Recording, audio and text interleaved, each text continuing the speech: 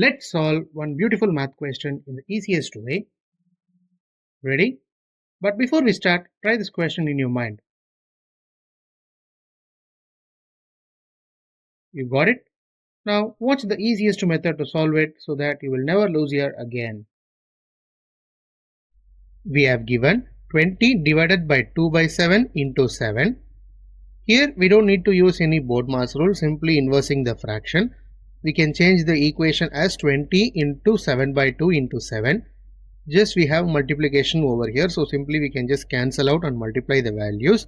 So 140 into 7 by 2 or 10 into 7 into 7, whatever it is, the answer becomes 490.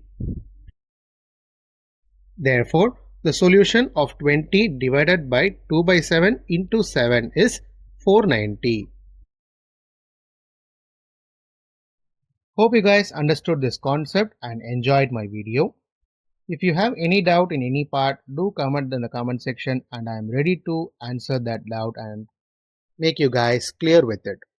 Do share this to your friends and challenge them to solve before watching the video and ask them to comment in the comment section if they did it so. Thank you friends.